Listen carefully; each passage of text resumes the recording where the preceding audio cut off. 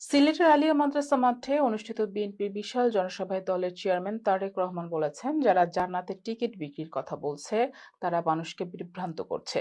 এটা শিরিকের শামিল। তিনি বলেন, ধর্মকে ব্যবহার করে রাজনীতি করে জনগণকে প্রতারণা করা হচ্ছে। বৃহস্পতিবার দুপুরে সিলেটে নির্বাচনী প্রথম এই জনসভা থেকে রাজনৈতিক দিক নির্দেশনা ও ভবিষ্যৎ কর্মসূচির ঘোষণা দেন তিনি। সিলেট থেকে এনামুল হকের ক্যামেরায় বিস্তারিত জানাচ্ছেন সহকর্মী আফজালুর রহমান চৌধুরী। বৃহস্পতিবার সকাল থেকেই বিএনপি নেতাকর্মীদের উপস্থিতিতে সিলেটের আলিয়া মাদ্রাসা মাঠ খুঁজে পূর্ণতা। আমাদের সিলেটে প্রথম নির্বাচনী জনসভায় বক্তব্য রাখবেন। জয়ন্তা গোয়েনঘাট কোম্পানিগঞ্জ থেকে আমরা আসছি, সবাই গতকালকে রাতকে চলে আসছি। আজকের এই নির্বাচনী জনসভা জনাব তারেক রহমান যে মেসেজ আমাদেরকে দিবেন, ইনশাল্লাহ আমরা ওনার কথা মতো নির্বাচনী প্রচারণা সিলেট শাহজালাল শাহপুরানের এলাকা থেকে শুরু করছেন। সিলেট ও সুনামগঞ্জের বিভিন্ন উপজেলা থেকে বিএনপি ও জোটের নেতাকর্মীরা মিছিল নিয়ে সমাবেশে যোগ দেন। স্লোগানে স্লোগানে মুখর হয়ে ওঠে পুরো মাঠ। শুধু ঠকাচ্ছেই না মানুষকে, যারা মুসলমান তাদেরকে শিরকি করাচ্ছে তারা, নাউজুবিল্লাহ। তারেক রহমান বলেন, যারা জান্নাতের টিকিট দেওয়ার কথা বলছে তারা মানুষকে ঠকাচ্ছে, এটা শিরিকের শামিল। একাত্তরে তাদের ভূমিকা কোথায় ছিল তা মানুষ ভালো করেই জানে। সাধারণ মানুষের কথা বলার অধিকার কেড়ে নেই, সন্তুষ্ট থাকে নাই।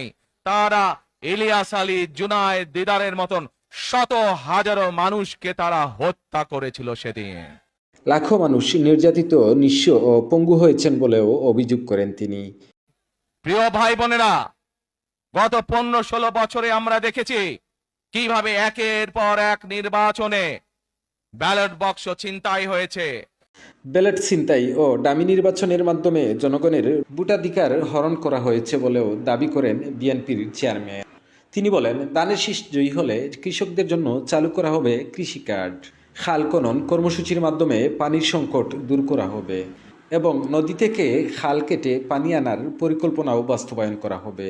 তরুণদের জন্য ব্যাপক কর্মসংস্থানের সৃষ্টি, বিদেশগামীদের প্রশিক্ষণের মাধ্যমে দক্ষ জনশক্তিতে রূপান্তর এবং নারীদের ক্ষমতায়নের লক্ষ্যে গ্রামে গ্রামে ফ্যামিলি কার্ড পৌঁছে দেওয়ার ঘোষণাও দেন তিনি। নারী সমাজ দেশের অর্ধেক শক্তি, তাদের স্বাবলম্বী করলেই বাংলাদেশ এগিয়ে যাবে।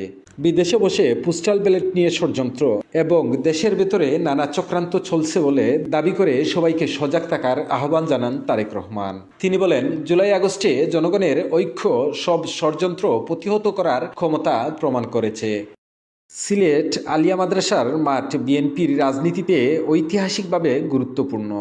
1978 সালে শহীদ রাষ্ট্রপতি জিয়াউর রহমান এবং পরবর্তীতে সাবেক প্রধানমন্ত্রী বেগম খালেদা জিয়া একাধিকবার এই মাঠে জনসভা করেছেন। সেই ধারাবাহিকতায় এবার একই মঞ্চে বক্তব্য রাখলেন তারেক রহমান। সমাবেশ ঘিরে সিলেট নগরীতে বাড়তি নিরাপত্তা ব্যবস্থা নেয় সিলেট মেট্রোপলিটন পুলিশ। ত্রয়োদশ জাতীয় সংসদ নির্বাচনের বিএনপির নির্বাচনী প্রচারণা শুরু হলো সিলেট সরকারি আলিয়া মাঠে।